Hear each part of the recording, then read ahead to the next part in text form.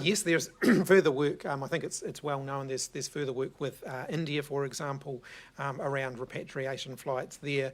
I understand that there was a flight from the Philippines, I think, landed yesterday and has now returned. So there are repatriation efforts ongoing. I do want to say that this is the largest consular effort around the world that the New Zealand government has ever undertaken, and so it is a huge effort, and where we can, we're working very closely to make sure that we can get Kiwis home and get those who are in New Zealand who want to get home also home, but there are a whole lot of constraints around that. Any details about that India flight in terms of timing?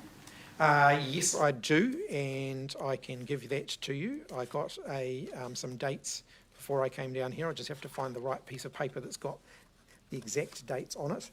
In fact, it's the one on top.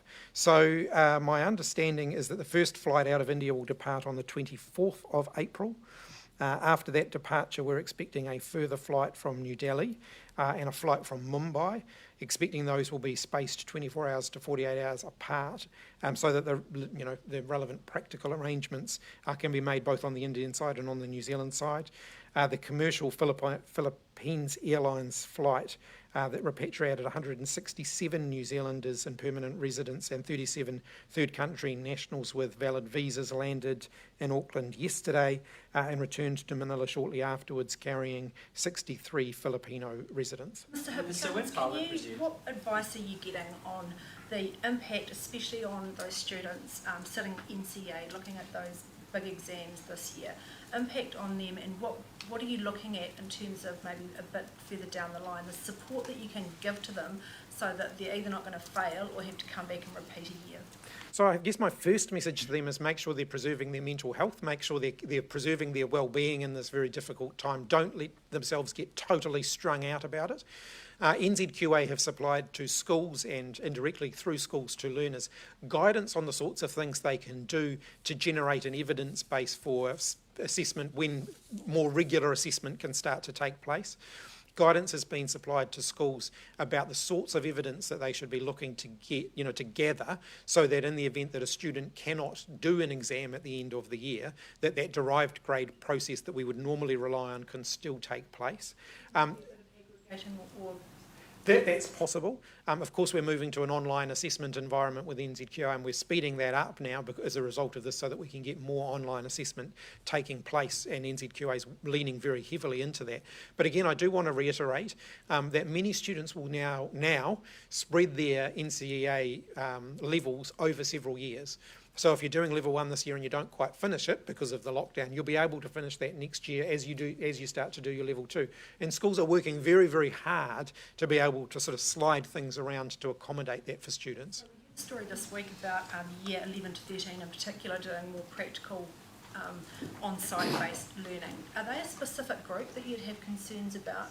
I mean, are they disadvantaged or limited more than doing other subjects, for example?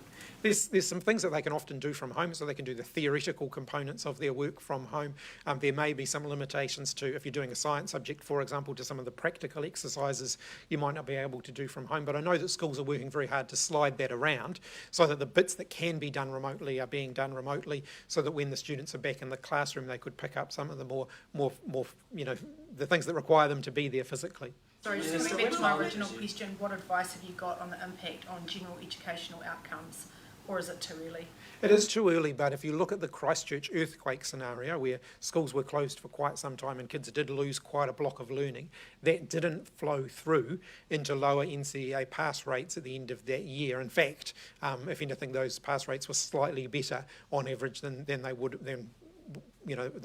normally have been.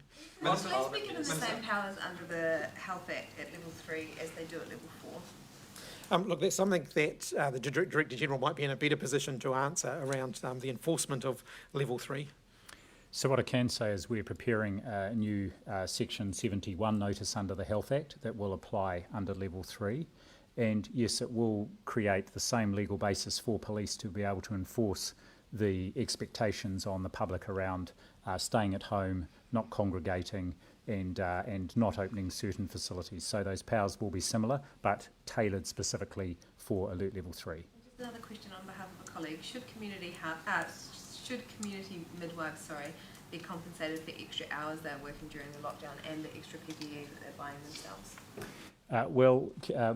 The midwife college midwives, and both and our community-based midwives as one of the groups. In fact, we're working with each group, pharmacists, midwives, other community-based providers, to look at what their extra costs are during this period of time, and there is work underway to ensure that they are funded for any additional costs that they're incurring. Is it fair for our frontline health workers, including GPs, to be worried about costs at a time where they're trying to fight COVID? I think the government's moved very quickly, and we've provided advice right from early on and have been in active discussion with the full range of professional groups about extra costs they are incurring because of this.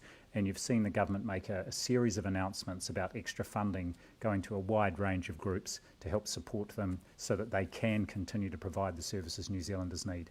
Do you by any chance have the latest numbers on how many people have come through government-managed quarantine isolation? Yes, I do. I'll make sure I get the right piece of paper so I give you the latest numbers. We have 2,000, and as of 10 a.m. this morning, we have 2,038 in managed isolation or quarantine, which is up 165. We have 1,952 in managed isolation, up 168. And we've got 86 in quarantine, which is down 3. 348 arrived on flights yesterday. So was that both managed isolation, the two numbers? Sorry, what? In managed isolation, we've got 1,952. Minister, going back to early childhood, if Koanga decide to stay closed during level 3 and continue distance learning, firstly, are they able to make that decision? And secondly, if so, will they continue to be funded? Look, my advice to all early learning services is talk to the Ministry of Education. Our preference is that those services reopen if they can do so consistent with public health advice. That's our expectation. There are families out there who are relying on those services in order to be able to put food on the table, and we need those young people learning as well. So if they're in a position to reopen, then they should.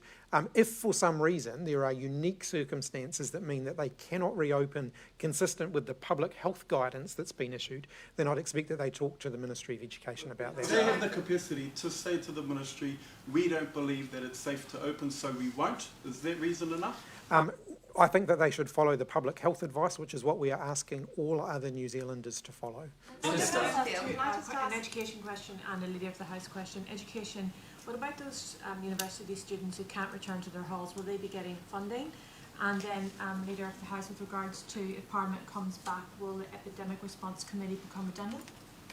So in terms of students who are unable to return to where they were studying because they cannot travel, so they've returned home, for example, last week we announced an extension of student support limits so that they'll continue to be supported during a period of inactivity. So they'll continue to be able to access their student support, their student allowances, their student loans and so on, even if they're not active in their study. So they'll still be able to get that financial support. In terms of the Epidemic Response Select Committee that was set up whilst Parliament was not sitting, whilst its role might change slightly as we're in level 3, I imagine that I envisage, and this is all subject to discussion at the Business Committee, that there will continue to be a role for that committee in scrutinising, for example, legislation that is related to the epidemic response. So whilst question time resumes and some of that accountability that you've seen delivered through the Select Committee, while that will shift back to the House, actually the committee, I think, could continue to have an ongoing role.